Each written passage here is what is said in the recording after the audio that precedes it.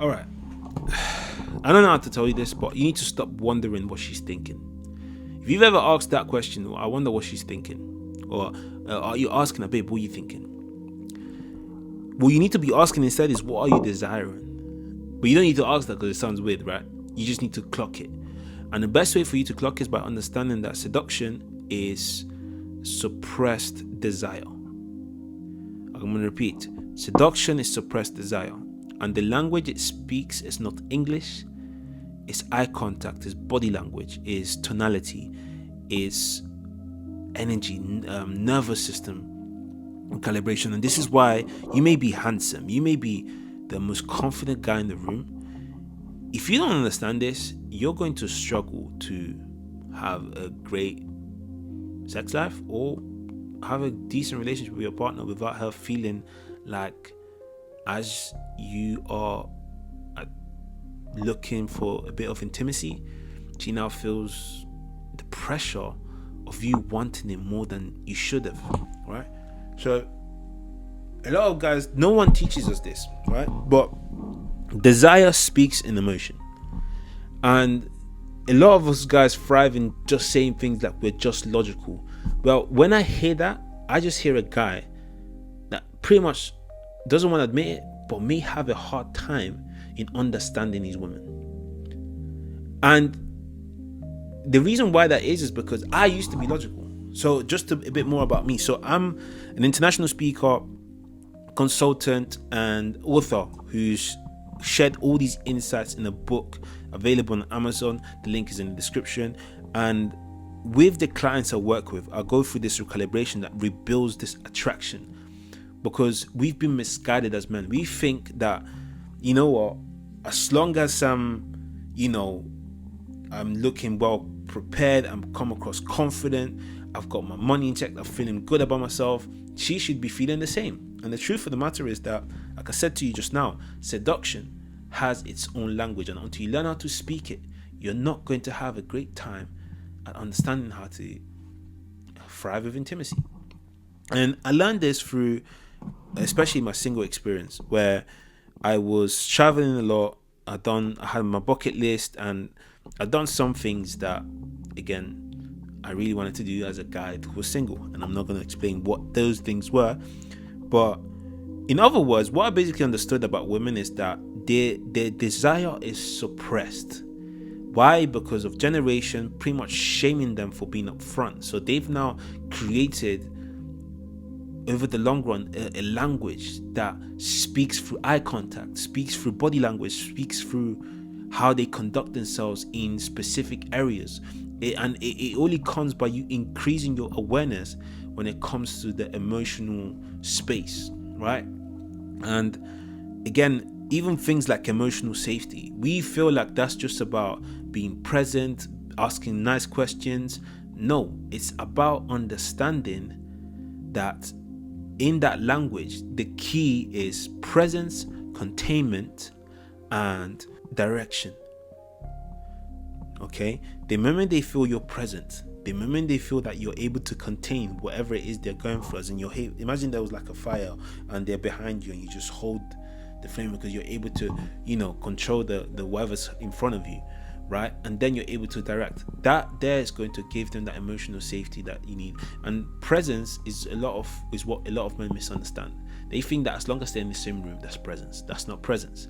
Presence is, I see you, I hear you, I am listening to you, I know where you're at, I know exactly where you're at. And sometimes that presence is in transparency, is in just saying, listen, I'm not sure I can help you in this, or I'm not sure I fully get where you're coming from in this. However, I am here for you, right? Presence is in understanding how to create the emotion that allows her to feel like she's not alone, right? It's about holding a hand emotionally. The best way to describe it, I think this should be Nobel Prize explanation. Hold a hand emotionally. It's not about fixing the problem. It's not about being in the same room. It's not about anything but being the person that can hold her hand as she's panicking and hold it like this and saying, it's okay. I'm here. That's presence. Best way to make it as practical as possible, right? Then you've got containment. I've explained in the previous video, but imagine this: imagine this takeaway bowl, right?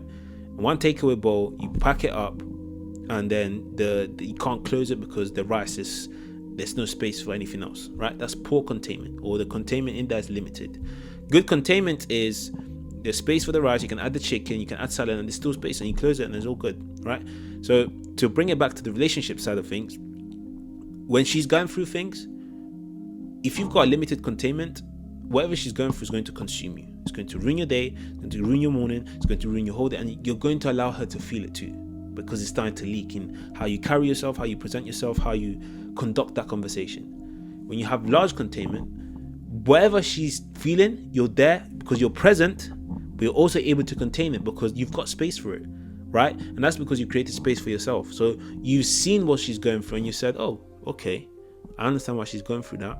And you've created measures such as you've now seen that it's not her, it's the programming. So you've decided not to take it personally. That's how you, and there's ways for you to reduce that containment, right? So never take it personally. Look at the programming. Imagine her as a child.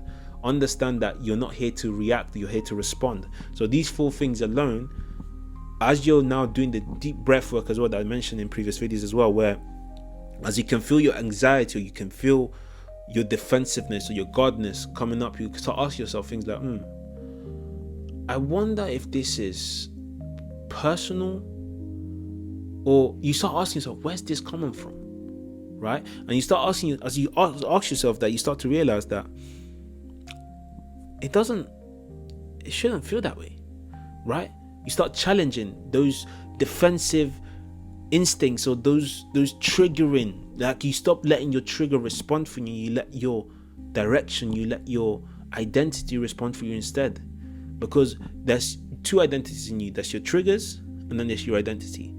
Always put your triggers to bed. Challenge them, listen to them. But your triggers are like your child. Your trigger should be parented. If triggers are allowed to roam free, you're going to react to anything that triggers it.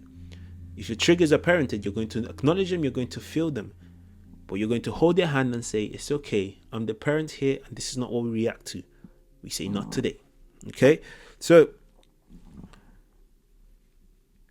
once you understand the language of women, you understand these 4 3 principles I just mentioned as well, you're going to have a blast in understanding that they're speaking a completely different language half of the time.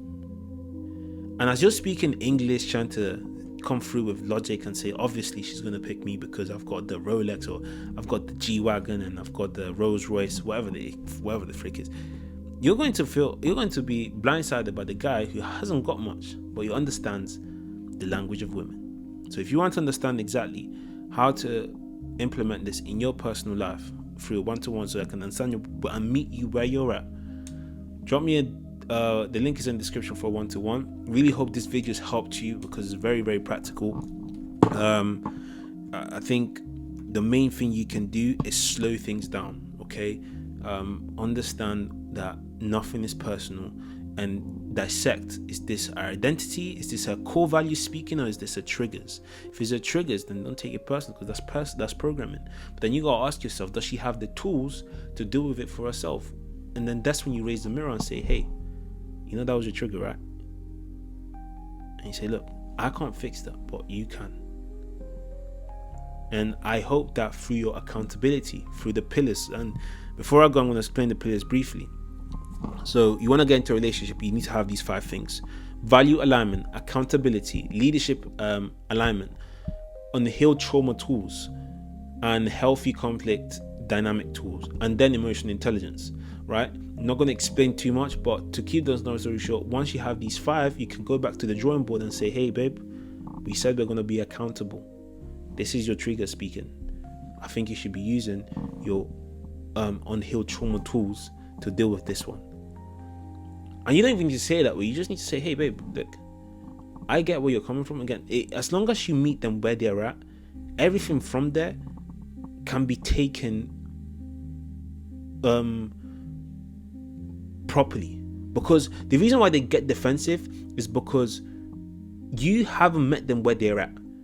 The only reason why they will, because it's like if the attack is coming from a conversation that is already happening, they can take it in. But when you don't meet them where they're at, it's like someone throwing an attack or an arrow. Imagine this is back in the day and they've got their kingdom and the arrow comes from the outside. They don't know where that thing has come from, so their guard is up instantly. They don't know that it's their triggers. They don't know if this is their identity. All they know is that they've been attacked and the wall's gone up. So before you start to have any sort of conversations like that, get the guard, pull the wall down, and then from there move on to the next phase. But meet them where they're at first. If you don't meet them where they're at first, whatever you say to them, it's not going to land. Okay? And remember, you're not there to change them, they're there to change themselves. So with that said, guys, I really hope this has helped you in understanding a bit more about what women's language. And that's pretty much it. YouTube said you should watch this video next, so I'll leave you to it. But I'll see you in the next one.